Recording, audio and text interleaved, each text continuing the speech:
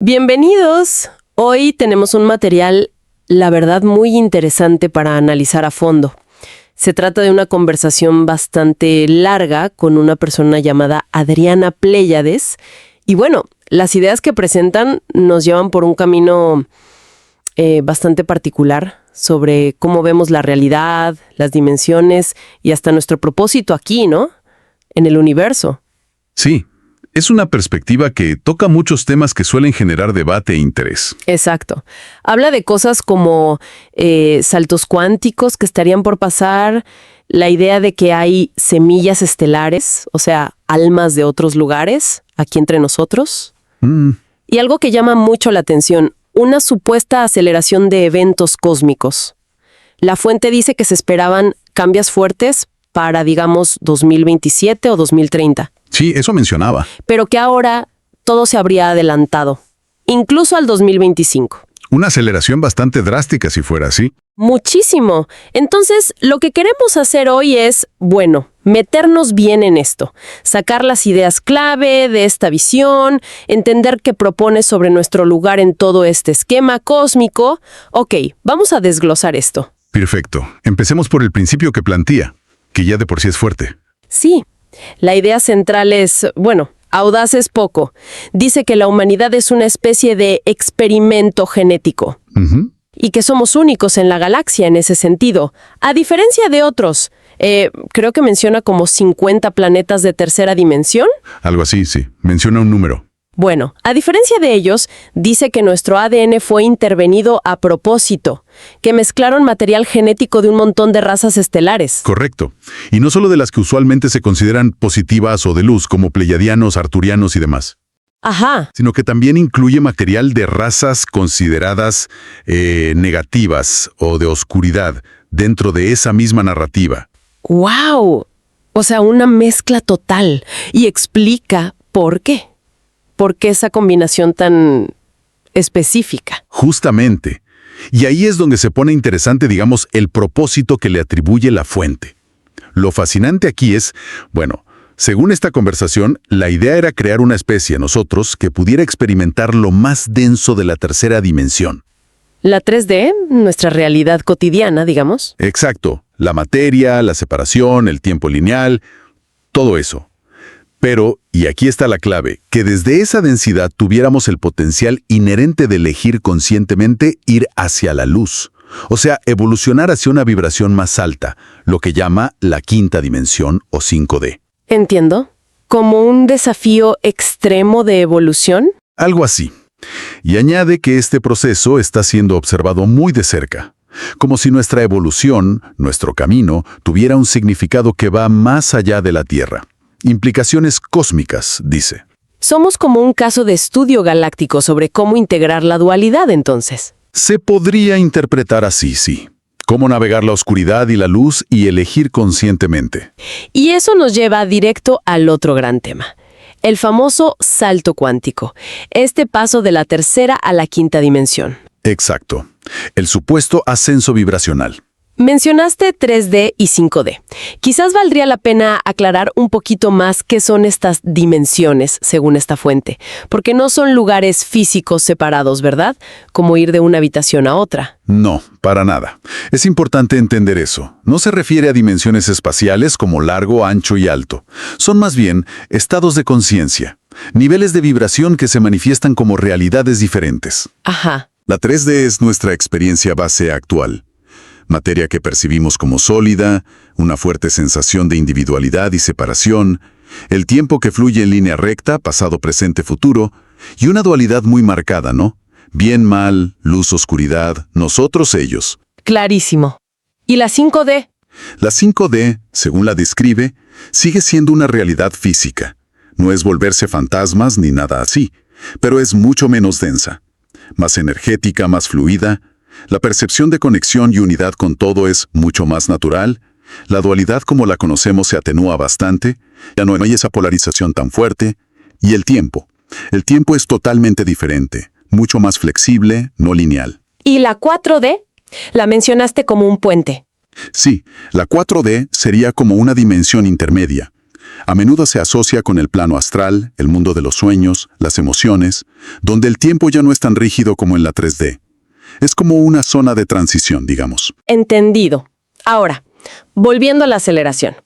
Aquí es donde la fuente da un giro que la verdad sorprende mucho. Sí. Afirma que este salto cuántico, que quizá muchos imaginaban como algo para un futuro lejano, no solo se adelantó a 2025, sino que ya estaría pasando, ahora mismo.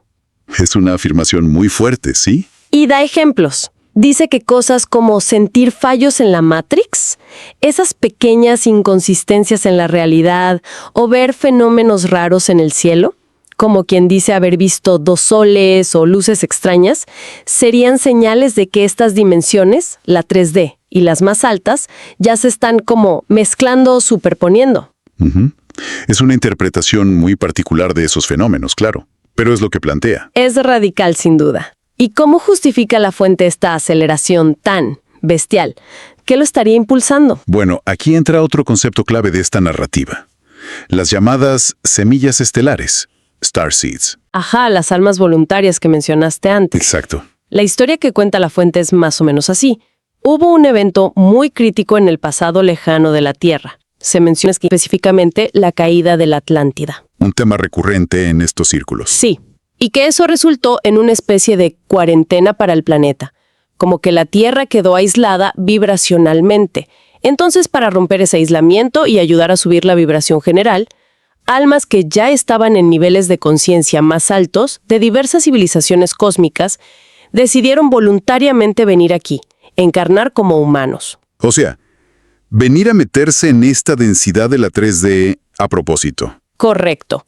Con una misión autoimpuesta, anclar más luz, elevar la frecuencia colectiva desde adentro, para facilitar que el planeta y la humanidad pudieran dar ese salto dimensional cuando llegara el momento. Si conectamos esto con el panorama general, estas almas vinieron sabiendo lo difícil que sería, ¿no? Absolutamente. Sabían los riesgos. Y el principal riesgo, según la fuente, era olvidar. Olvidar quiénes eran, de dónde venían, cuál era su propósito. Caer en la misma rueda kármica y de olvido que afectaba a la humanidad. Y ahí es donde entran los famosos implantes que menciona la fuente. Suenan como algo de ciencia ficción, la verdad. ¿Qué son exactamente? Sí, el término es llamativo. Es un concepto denso, hay que decirlo. La fuente los presenta como una especie de mecanismo necesario dentro de su propia lógica narrativa. La idea es que, para que estas almas más avanzadas pudieran realmente vivir la experiencia humana de 3D completa sin contaminar o interferir demasiado rápido con su conciencia superior, necesitaban una forma de olvidar temporalmente. Como un velo autoimpuesto. Exacto. Se habla de 5 tipos principales de implantes energéticos. No son físicos, claro. Son a nivel sutil o etérico. Y lo crucial es que la fuente dice que son autoimpuestos al momento de decidir encarnar. Autoimpuestos, o sea, no es algo que les hacen los malos. No según esta versión. Es parte del paquete que aceptaron para poder cumplir su misión en la densidad. Y estos 5 implantes tendrían funciones específicas. ¿Cuáles serían? Bueno, según lo describe Adriana Pléyades, uno para desconectar del origen estelar y la memoria cósmica, otro para generar una desconexión con la propia Tierra, con Gaia, un tercero para sacarte del momento presente, llevándote al pasado o al futuro. Un cuarto para separar la conexión entre el corazón y la mente, que es clave para la intuición y la sabiduría. Y el quinto para bloquear o dificultar el flujo natural de las carreteras energéticas internas, como los meridianos o el ascenso de la energía kundalini. Vaya, es toda una estructura para asegurar el olvido y la inmersión total en la 3D. Esa es la explicación que ofrece la fuente para lo que comúnmente se llama el velo del olvido, ¿sí? Todo esto pinta un cuadro de la realidad que es muchísimo más complejo y con muchas más capas de lo que normalmente percibimos, ¿no? Definitivamente. Si uno sigue esta línea de pensamiento, la realidad visible es solo una fracción muy pequeña de lo que realmente está sucediendo a niveles energéticos y de conciencia. Y también sugiere que hay como un guión general, pero con espacio para la improvisación. Sí, toca ese punto. Menciona la idea de que ciertas cosas grandes, lecciones clave o encuentros importantes, pueden estar ya escritas en cierto nivel, lo que llama contratos álmicos. Acuerdos hechos por nuestra alma antes de nacer. Eso es, acuerdos sobre qué experiencias necesitamos vivir para nuestra evolución. Pero, y esto es importante, recalca que aún con esos contratos tenemos libre albedrío en el cómo transitamos esas experiencias, cómo reaccionamos, qué elegimos aprender de ellas día a día. La conciencia individual se vuelve el eje de todo. Y la dualidad, esa tensión constante entre opuestos. ¿Cómo encaja? La presenta no como un error del sistema o algo a erradicar de inmediato, sino como una característica fundamental y necesaria de la existencia física en 3D. Para que la materia densa exista, para que haya experiencia en este plano, se necesita esa polaridad, esa fricción entre positivo y negativo, luz y oscuridad. Es el motor de la experiencia aquí, digamos. Esto plantea una pregunta importante. Bueno, varias, pero una central sobre la naturaleza de nuestro libre albedrío, ¿no?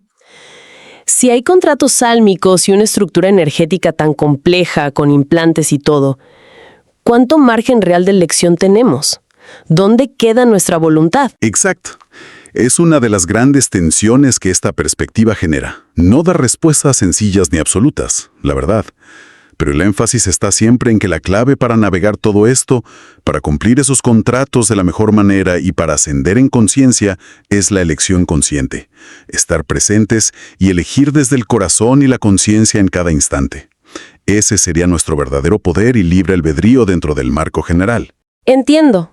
Es complejo, pero tiene una lógica interna dentro de su propio sistema de creencias. Sí, es un sistema bastante elaborado el que presenta. Entonces, para ir resumiendo un poco todo lo que hemos explorado de esta conversación con Adriana Pléyades, ¿qué nos llevamos? Bueno, varias ideas centrales muy potentes. La primera, esta noción de la humanidad como un experimento genético cósmico, muy particular, diseñado para integrar la máxima dualidad y luego elegir la luz. Sí, esa es la base. Luego, el concepto del salto dimensional de la 3D a la 5D, que no solo es posible, sino que estaría ocurriendo ahora mismo de forma muy acelerada, apuntando a un clímax alrededor del 2025. Con todas esas señales de superposición de realidades que mencionamos. Exacto. Y tercero, el papel crucial de estas almas voluntarias, las semillas estelares.